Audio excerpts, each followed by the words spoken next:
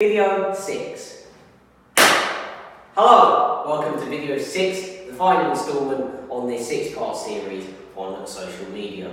We're finally done. I've recorded this video about 3 times to stop recording every single time, so I've gotten myself a new phone, which isn't mine, but you know, it works. So today we're going to be talking about Snapchat, and I'll go into what is Snapchat. Now, Snapchat is used by 300 million people a month. And they use it for basically, you get out your phone, you take a picture, nice picture, you swipe a bit for like filters, and you put a bit of text on it, and you send it into the world.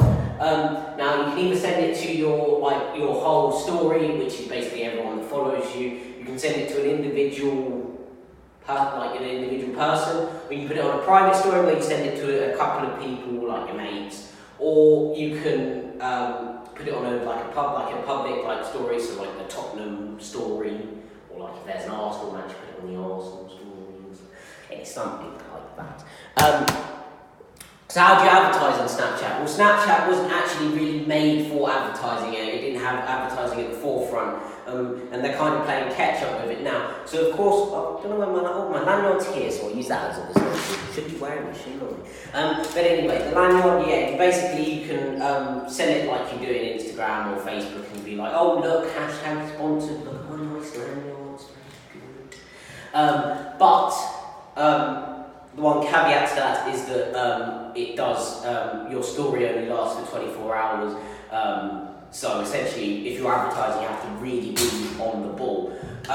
Because otherwise people can't look back at your portfolio like they can on Twitter and Facebook and Instagram and see what you're advertising in the past. Obviously, the other way of doing it is when you're browsing people's stories, there is just the option to have like a sponsored ad. It's chucked in there in the middle. People tend to skip over them, although they can swipe up and kind of view and get interested into the thing. So broadcasting, a lot of companies don't tend to use it for broadcasting or like spreading information. There is a Snap Maps feature, which is basically when you zoom out, you can see where like all your mandem are around the country and around the world really, and you can see what they're up to and look at their stories depending on where their locations are. But that also does allow you the option to, like, if there's a major event going on, like a football match or maybe something not as positive, like a fight, you can then click on that like area and you can kind of see what's going on and be like, wow, that's really bad or good, depending on what it is. So that's kind of how you broadcast. There's a few like tabloidy people, like the Sun and the Mail, and they're like, they have like a featured bit of the page, and it's just like, oh, you won't believe what Kendall Jenner said about Miley Cyrus's bum. And that's kind of another way to spread the information, because they're displayed below the story, so once people have generally finished browsing their stories and they're still bored, they tend to look at that, but some people don't, like me. Humorous content, again, it's in like that featured bit that I was just talking about with the tabloidy things.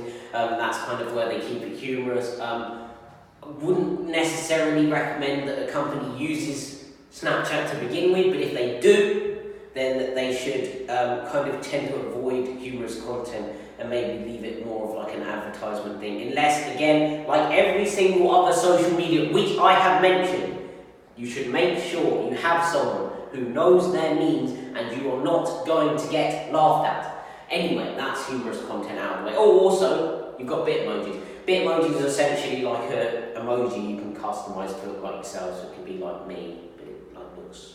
It's like a virtual me, and it, like, you can get it to be like happy birthday when it's someone's birthday, and do all of that.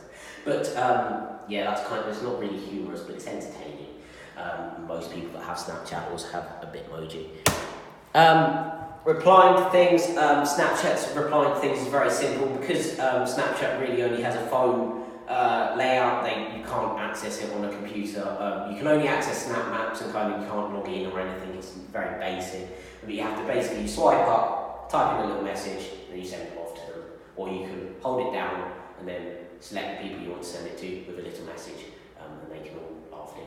The other thing that Snapchat is quite good at is kind of telling you what has happened. So if someone's taken a screenshot of the chat and they've showed interest, it tells you when they save messages, took screenshots. Snapchat is very on that as opposed to other social medias where you can screenshot there, like Instagram, and it won't block, I don't think.